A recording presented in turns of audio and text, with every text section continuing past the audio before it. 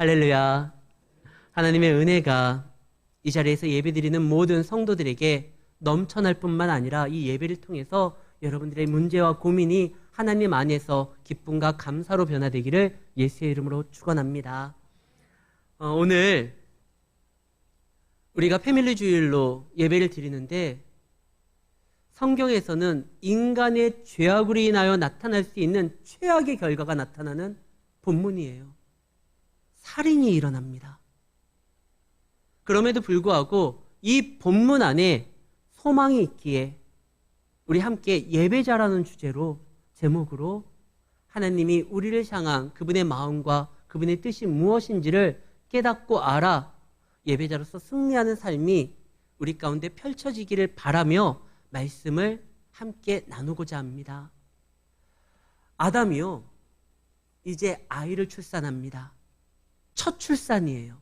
지금까지 하나님이 사람을 만드셨는데 직접 흙으로 만드시고 뼈로 만드셔서 거기에 생명을 주셨는데 이제는요, 남자와 여자가 서로 사랑해서 아이가 엄마의 배를 통해 가지고 출산한 첫 아이가 등장을 하니 그의 이름이 가인입니다.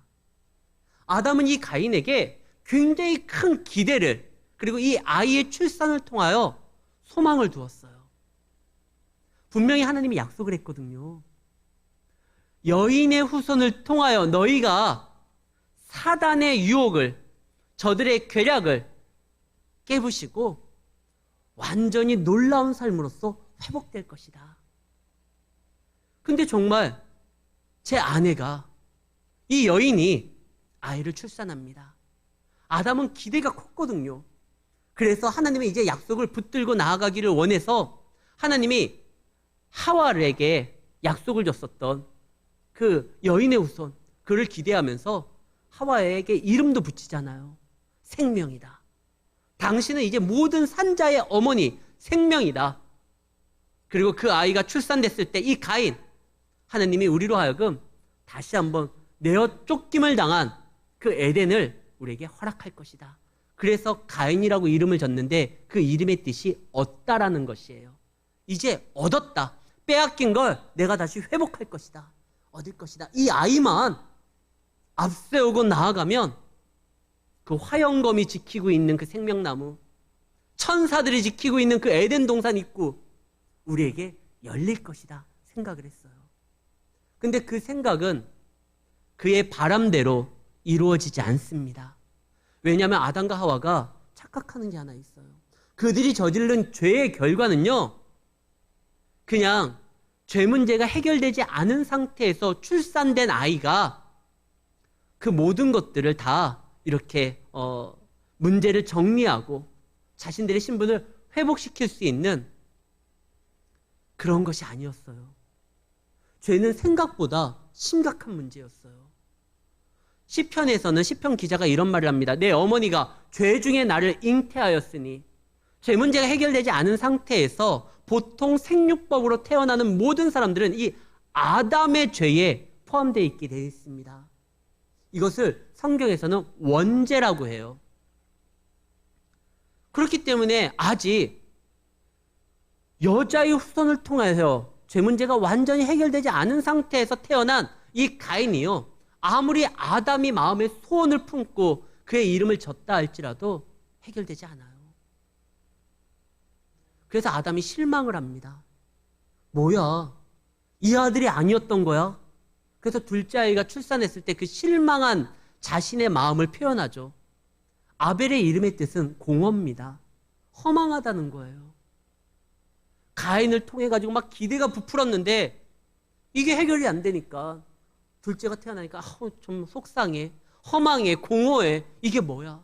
채워지지가 않는데. 그러나 아담이 모르는 게 하나 있어요.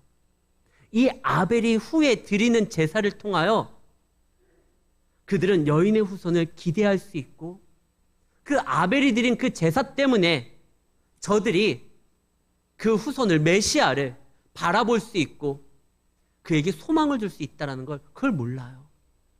이제 그 얘기를 하려고 합니다. 지금 교회가 넘쳐나죠. 우리 광주에도 교회가 얼마나 많은지 몰라요. 대한민국에는 더 많죠.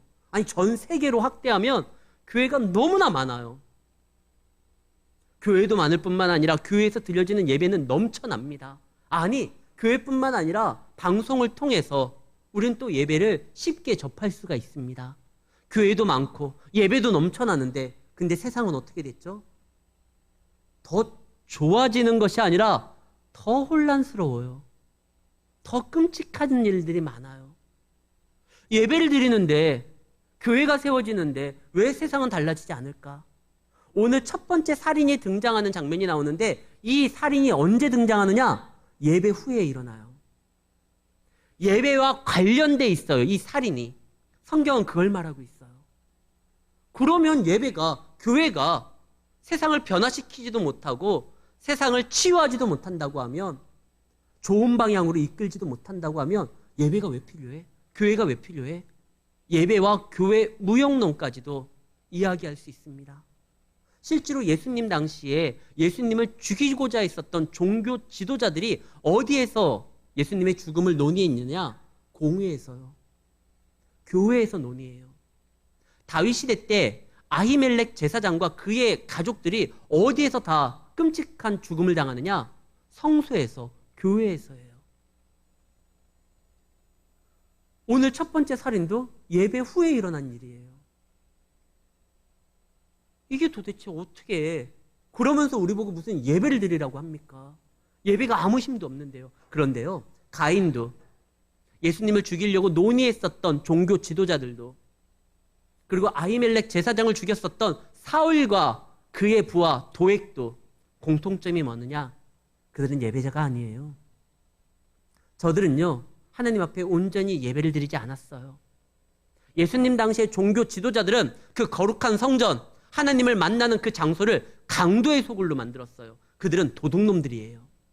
사울과 도액은, 그들은 예배자가 아니라 정치가고 선동가고, 그 다음에 자기의 욕망에 따라 얼마든지 칼을 뺄 수 있는 칼잡이들이었어요. 오늘 본문에 등장하는 가인은 예배는 드렸지만 하나님 앞에 자신을 온전히 바치지를 못했습니다. 그는 예배자가 아니에요. 아벨은 예배자였지만, 사랑하는 성도 여러분, 예배가, 교회가 힘이 없는 게 아니에요. 교회는 하나님이 뭐라고 했죠? 너희는 세상의 소금이고 빛이라고 했습니다. 근데 우리가 맛을 잃고요, 우리가 빛 가운데 살아가는 것이 아니라 어둠 가운데 헤매니까 그게 문제지, 참된 예배는 세상을 변화시킵니다. 세상을 살릴 수 있는 거예요. 참 감사한 거는요, 아담이 에덴에서 쫓겨났지만 아담의 가정에 예배가 시작됩니다. 가인을 낳고 아벨을 낳는데 이들이 자란 다음에 한 사람은 농사 짓는 일을 하고 한 사람은 양을 치는 일을 해요. 근데 그들이 하나님 앞에 예배를 드리기 시작을 합니다. 이건 아담의 영향이었을 거예요. 아담이 비록 쫓겨났지만 그는 하나님을 직접 대면했었고 하나님에게 직접 약속을 들었었던 사람이에요. 그래서 자기 아내의 이름도 생명, 아담이 첫째 아이도 가인, 얻었다. 이제 내가 다시 회복될 것이다. 그러나 그들이 저질렀던 죄의 결과는요, 단순히 자기들이 난 아들을 잘 훈련시켜가지고 그래가지고 해결될 문제가 아니었어요. 하나님의 아들이 직접 이 땅에 와서 죽어야지만 해결될 문제입니다. 우리의 죄는요, 그 정도 파급력이 있어요. 이런 안타까운 결과를 가지고 왔어요. 우리가 무슨 수양하고 우리가 나름대로 공부하고 우리가 나름대로 무엇인가 업적을 이루어가지고 해결할 수 있는 문제가 아니에요. 죄 문제는 오직 하나님의 아들이 죽어야지만 해결될 문제입니다. 그동안 그들은 그 약속을 붙들고 바라보면서 그분이 오심을 기다리면서 하나님 앞에 죄를 가리우면서 예배로서 나아가야 되는 거예요. 오늘 예배를 보면은요, 가인과 아벨이요, 예배를 드릴 때 무엇인가 가지고 나옵니다. 그들이 가지고 나온 거, 예배를 드릴 때는요, 죄를 가리울 수 있는 것이 필요해요. 제가 아까 1부 예배 때는 괜찮았거든요. 2부 예배 때 장로님과 같이 여기 올라오는데 깜짝 놀랐어요. 양말이 빵꾸가 났어요.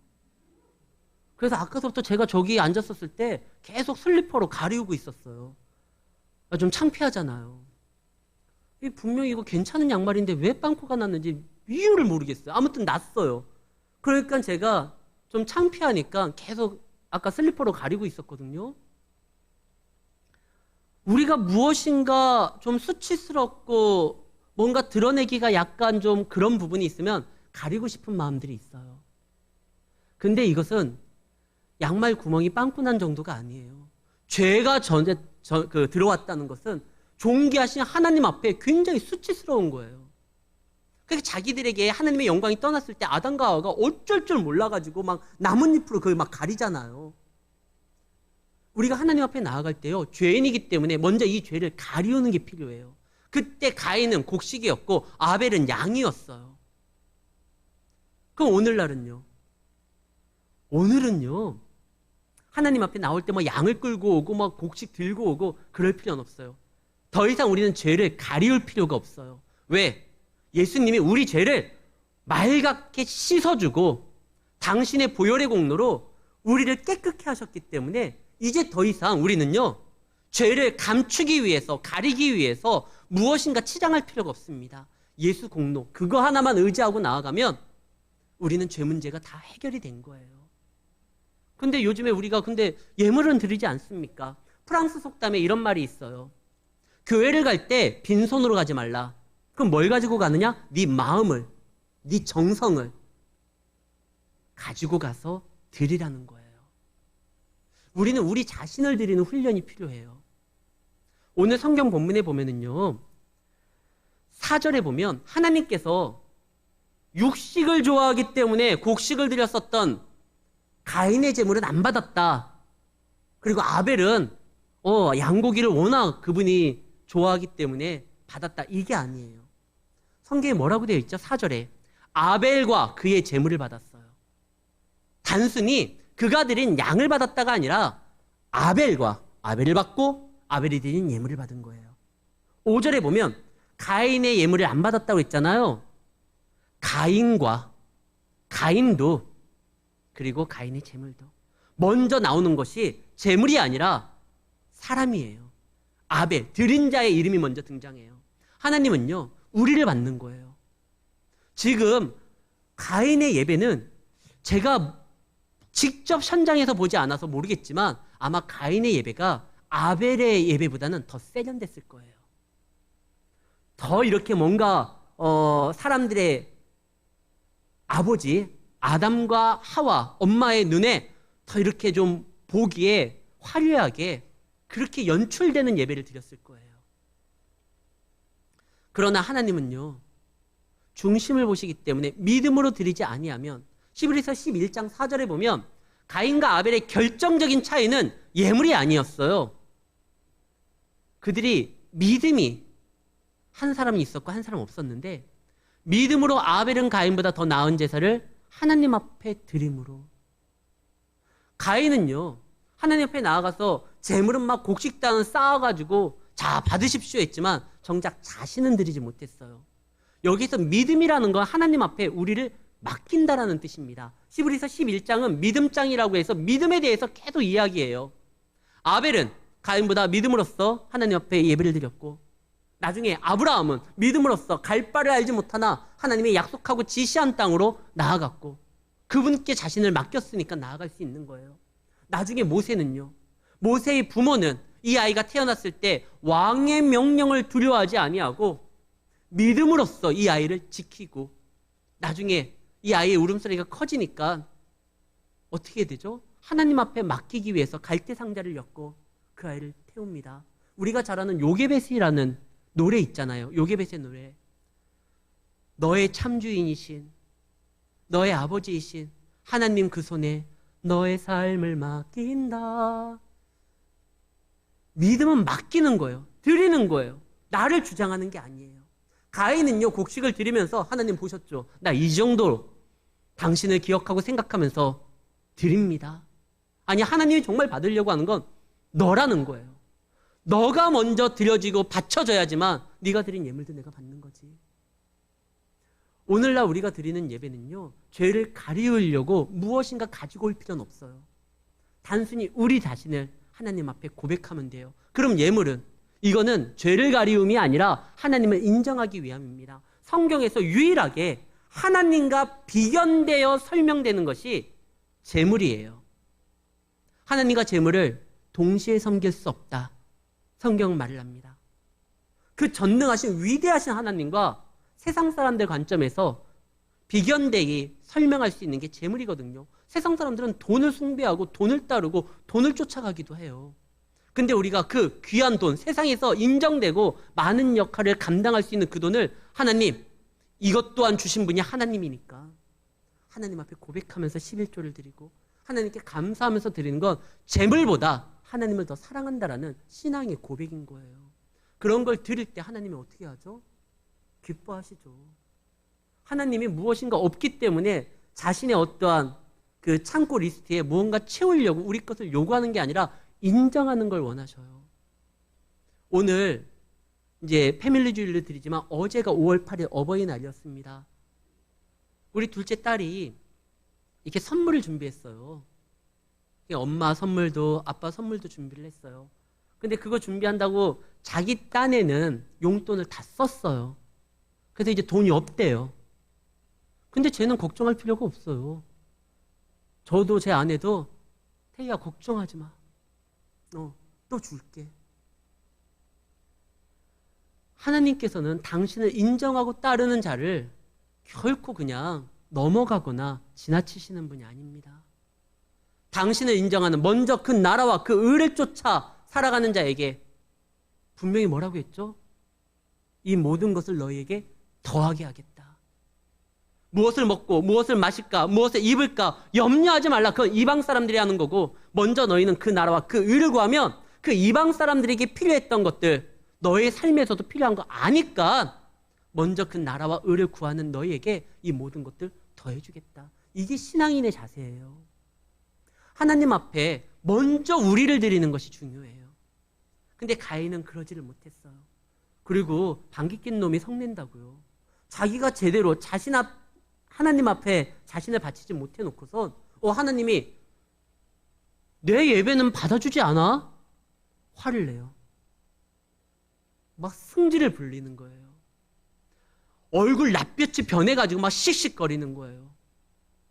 하나님 앞에 서운하다는 거죠. 하나님을요, 창조주 하나님으로, 전능한 하나님으로, 위대한 하나님으로, 영광 받으시, 예배 받으시 하나님으로서 여기는 것이 아니라 자기와 거래하는 정도의 수준, 내 수준으로 하나님을 가인은 생각해서 낯빛이 변하면서 씩씩거리면서 나랑 한판 좀 해보자고. 지금 가인이 그러고 있어요. 가인에게 있어서 하나님은요, 마땅히 자신을 바쳐야 되는 우리 삶의 주인으로서 여겨지는 것이 아니라 내가 좀 바치면 당신도 나에게 뭔가 줘야 되고 서로 윈윈해야 되는 그런 협력자의 관계, 그 정도로 수준으로 생각하고 행동하는 것입니다. 지금 이 성경을 기록한 모세가 하고 싶은 말이 이거예요. 창세기는 모세가 기록한 겁니다. 하나님의 성령의 감동에 의해서. 그리고 모세가 기록한 이 성경의 1차 저자는 누구냐? 그 수신자는 누구냐? 이 말씀을 처음에 받았던 사람들이 누구냐? 바로 애굽에서 빠져나와서 지금 광야에서 훈련받는 사람들이에요. 근데 그들은요, 방금 전까지 어디에 있었느냐? 애굽에 있었어요. 애굽은 그때 당시에 가장 발달된 문명을 이루었었던 나라입니다. 지금도 그들이 어떻게 피라밋이라는 그 거대한 것을 만들었는지 아직도 그건 불가사의한 일이에요. 추정은 하지만 저게 어떻게 가능했을까? 지금 봐도 놀란다고 하는데 왜 성지순례 가면 애굽을 또 이렇게 지나가잖아요. 출애굽하는 현장도 본다고 하기도 하고. 전 정말 가장 보고 싶은 게 그 피라미드예요. 지금 봐도 입이 떡 벌어진대요. 근데 그때 당시에 수천 년 전에 그 애굽 땅에서 그게 건설된 현장을 봤었던 사람들에게는 이 애굽의 문명이라는 건 상상도 못할 정도로 뛰어난 문명이에요. 근데 그들이 예배를 드립니다. 애굽에서요. 애굽은 신들이 많아요. 그런데 하나님을 섬기는 우리들 말고 다른 종교의 신들에게 바치거나 예배를 드리는 형식은 굉장히 화려해요. 그들은 살아있는 하나님에게 예배를 드리는 것이 아니라 자기들이 꿈꾸고 만들고 소망하는 어떠한 욕망의 표현이 바로 우상이거든요. 그러니까 자기들이 많이 이렇게 화려하게 예배 시간에 참여할수록 자기들이 좀 높여지는 느낌을 받는 겁니다. 그래서 그들은 화려한 예배를 좋아했어요. 지금 출애굽 당시에 이스라엘 백성들은 그 현장에서 자기들을 노예로 부리고 있는 그 주인 되는 그 사람들이 드리는 예배를, 화려한 예배를 봤거든요. 예배는 저렇게 드려야 되는 거야. 저렇게 다양한 퍼포먼스와 화려한 쇼로서 드려야지. 그게 진짜 예배지. 그때 당시에 그 예배에 참여했던 사람들은요, 의식에 참여했던 사람들이 오늘날 우리의 예배를 보면 그것도 예배냐 할 거예요. 예배가 뭔가 굉장해야 되는데 그냥 가만히 앉아 있다가 몇 번 일어났다가 앉았다가 노래하다가 떠나는 이게 예배냐? 아마 그들은 그럴 거예요. 근데 그런 예배를 경험했었던 이스라엘 백성들에게 예배는 쇼가 아니다. 너 자신을 드리는 거다. 모세가 하고 싶은 말이 이거예요. 예배에 어떠한 의식을 어떠한 모습으로 이렇게 순서와 절차들을 쌓아놓고 드리는 게 중요한 게 아니라 하나님 앞에 죄를 가리우는 그러한 것이 필요하고, 또 하나 너 자신을 온전히 하나님 손에 맡기는 거, 그게 진정한 예배다. 하나님은 영이시니 예배하는 자가 영과 진리로 예배를 드려야 되는 거예요. 우상에게 드리는 예배가 아닙니다. 누구 사람에게 잘 보이는 예배가 아닙니다. 살아계신 하나님 앞에 우리 자신을 바치는 거예요. 가인은요, 쇼만 했어요. 그리고 예수님 당시의 종교 지도자들은 그들에게 있어서 성전은 화려한 쇼를 보여주는 무대이고 의식 장소였어요. 그러다 보니까 더 많은 것들을 꾸미려고, 그래서 장사치들을 끌어들이고 성정의 어떠한 곳간만을 채우려고 하다가 오히려 하나님 앞에 버림을 받게 되죠. 하나님은 그런 예배를 원치 않아요. 우리가 착각하는 건 하나님은 예배에 너무나 이게 예배에 빠져 있는 사람이기 때문에 우리가 무슨 짓을 해도 예배만 드리면 하나님 알았어요. 예배 한번 드려드릴게요. 공양미 300석 가지고 와서 한번 아버지께 바칠게요. 그러면 좋아가지고 어쩔 줄 모르는 그런 분 아니에요.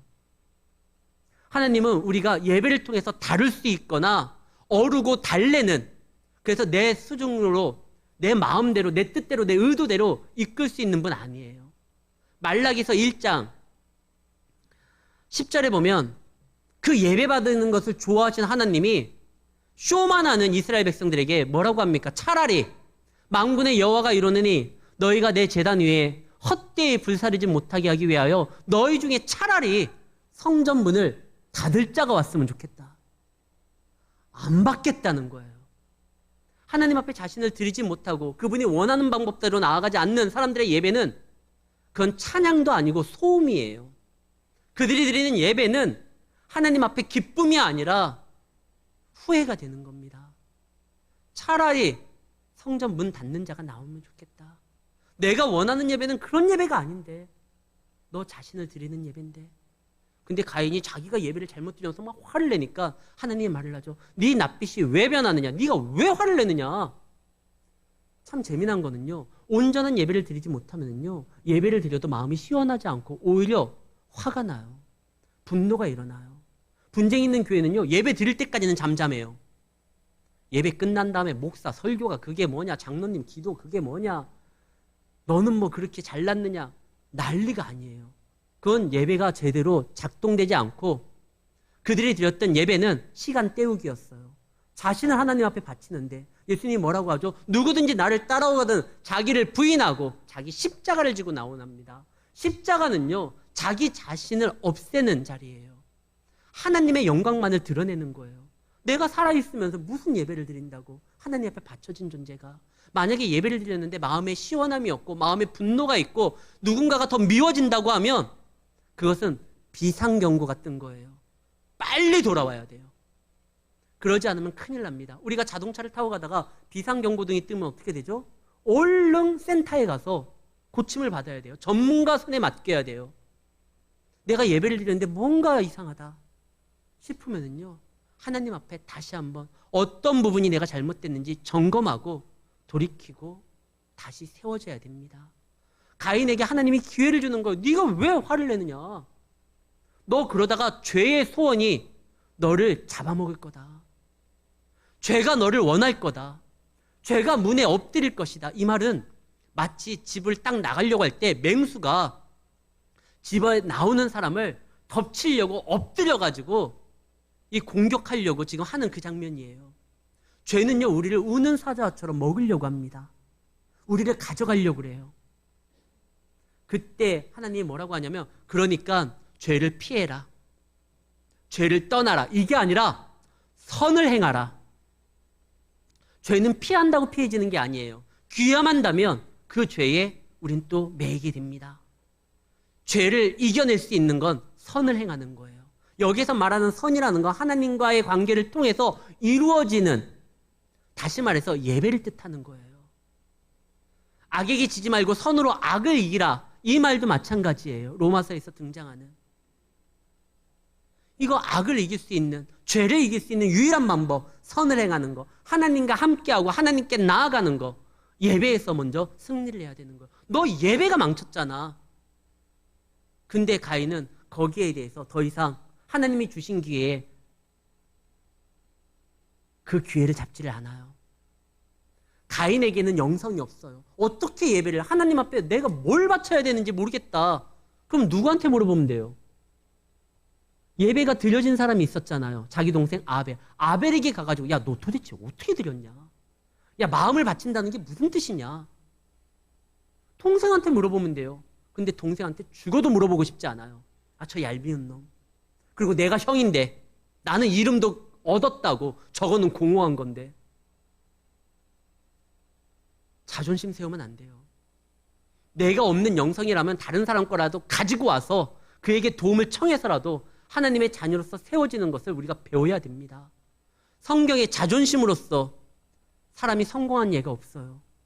하나님 앞에 나아가는 데 있어서는 주여 내가 죄인이오니 나를 도와주시고, 내 부족함이 있으면 나보다 뛰어난 사람에게 가가지고 그의 영성을 빌려오서라도까지 하나님 앞에 온전히 서야 됩니다. 내가 못하면, 아벨은 성공했잖아요. 아벨에게 물어봐야 돼요. 근데 그걸 해서 실수를 합니다. 아벨에게 물어보고 나아갔어야 되는데 그러지를 못해요. 그래서 결국 어떻게 하죠? 8절에 보면 가인이 그의 아와 아벨에게 말하고, 여기서 말한다, 좀 점잖은 표현을 썼는데 이건 말한다가 아니라 협박하는 거예요. 따지는 거예요. 너 때문에 내가 지금 하나님 앞에서까지도 내가 버림을 받아야 돼? 혼을 내야 돼? 따지고, 너 그렇게 예배드리지 말라고 협박하고. 근데 아벨이요, 협박을 당하는데 뭐 때문에 협박당하죠? 딴 게 아니에요. 예배 때문에 그래요. 만약에 아벨이 예배를 포기하거나 예배를 드리지 않았다고 하면 형에게 미움받을 일도 없어요. 오히려 형에게, 야, 너 내 말 잘 들으니까 오케이, 내가 이번에 농사 지었었던 거 가장 좋은 거, 야, 기분이다, 줬을 거예요. 핍박도 안 당하지, 형의 어떠한 곡식도 얻을 수 있지. 그러나 핍박은 안 당하지만 예배를 포기하면 하나님의 도움과 하나님의 위로와 하나님의 소망과 하나님의 약속도 없는 거예요. 아벨은 핍박을 당하지만 이거는 놓칠 수 없어요. 우리 가문의 여인의 후손으로서 나는 아니지만 언젠가 그 아이가 올 때까지 우리가 하나님 앞에 죄를 가리면서 이 약속을 붙들고 나아가야지만 우리에겐 소망이 있다. 아벨이 포기하지 않아요. 세상이 만약에 교회가 예배만 안 드리면 우리 좋아할 거예요. 그래, 교회가 뭐 이렇게 봉사도 하고 구제도 하고, 야, 그러면 얼마나 좋아. 근데 예배도 드리니까, 아, 예배는 말고. 교회가 핍박당하는 이유는 딱 하나예요. 예배 드리기 때문에 그래요. 동서고금을 막론하고 교회는 언제나 핍박을 당했어요. 뭐 때문에? 그들이 했던 선행과 구제 때문에 핍박당한 게 아니라 예배 때문에 그래요. 언제나 예배를 드릴 때 우리는 핍박을 당합니다. 왜? 뱀의 후손과 여자의 후손이 계속적으로 싸우거든요. 우린 핍박을 당하게 돼 있어요. 말씀을 듣고 예배를대로 말씀대로 살아가려고 하며. 그러나 요한복음 16장 33절에 예수님이 분명히 말을 했습니다. 너희가 예배를 드리고 내 말씀대로 살아가기 때문에 너희가 환난을 당하나 담대하라, 내가 세상을 이기었노라. 우리가 드린 이 예배로 어려움을 당한다 하지만 이 예배를 받으시고 이 예배 가운데 함께 하시며 우리를 구원하여 주신 그 예수님이 보내주신 성령의 능력으로 우리는 승리할 수 있습니다.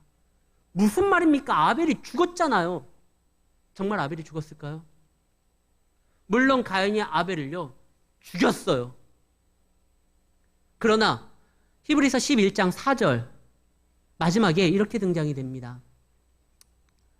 그가 죽었으나 그 믿음으로써 지금도 말하느니라. 죽은 자는 말할 수가 없습니다. 그러나 히브리서 이 말씀은 이미 수천 년 전에 죽었었던 그 아벨에 대해서만 이렇게 말을 하고 있어요. 지금도 그가 말하고 있다. 살아있기 때문에요. 하나님이 그의 믿음을 인정했어요. 그리고 그는 하나님 안에서 지금도 살아있고 말하고 있습니다. 실제로요. 그 다음에 가인이 아벨을 죽인 다음에 하나님이 가인을 찾습니다. 네 동생 어디 있지? 내가 동생을 지키는 사람입니까? 지금 네 동생의 피가 스며든 그 땅이 나에게 말하고 있다. 그 피가 나에게 증언하고 있다. 가인은요, 육체적인 생명을 아벨 것을 빼앗을 수는 있었지만 생명의 주관자이신 하나님 앞에 붙들려 있기 때문에 그는 죽지 않아요. 그리고 그의 믿음, 그의 예배가 이 가문의, 이 민족의 온 인류의 소망이라는 걸 어떻게 알 수 있느냐?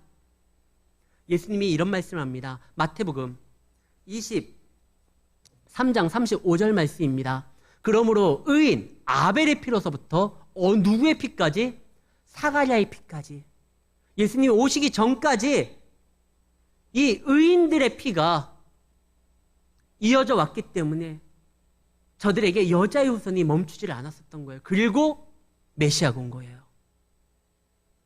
이 아벨의 피는요, 아벨의 예배는요, 가인에게 죽임을 당하는 예배가 아니라 인류를 살리는 예배였어요. 어떻게 알았냐면 또 예수님의 증언 말고요, 하나님이 직접 이 아벨의 제사를요, 양을 드리고 하나님 앞에 나갔던 이 제사제들을 그대로 이스라엘이 주님 오시는 그날까지 드려야 될 예배로서 아예 확정을 져버립니다.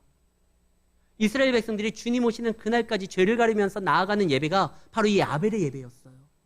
양을 잡고 하나님 앞에 나아가고 자신을 드리는 이 아벨의 예배가 맞았다라는 거죠.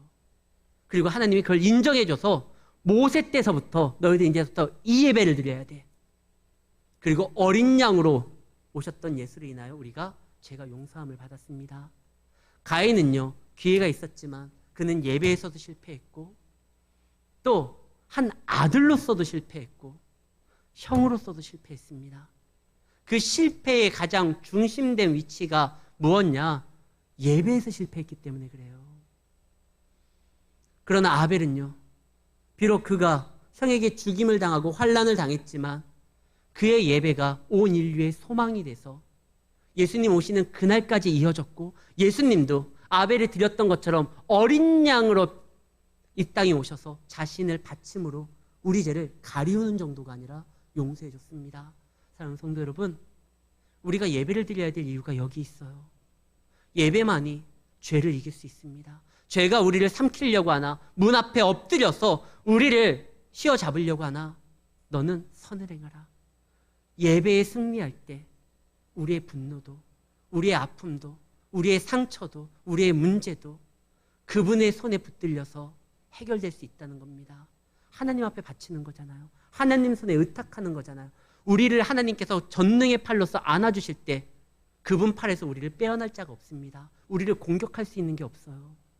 그분의 팔은 우리가 생각하는, 여러분들이 상상하는 거 이상으로 능력이 있고 파워가 있고 전능하신 팔로서 모든 것을 가능케 한다는 걸 기억하시고 하나님 안에서 예배로 승리하여 내 아우도 살리고 내 부모에게도 소망을 주고 나 자신도 살아가는, 그리하여 진정한 예배의 승리자로서 하나님 앞에 찬양하는 우리 성도님들이 되시기를 예수의 이름으로 축원합니다.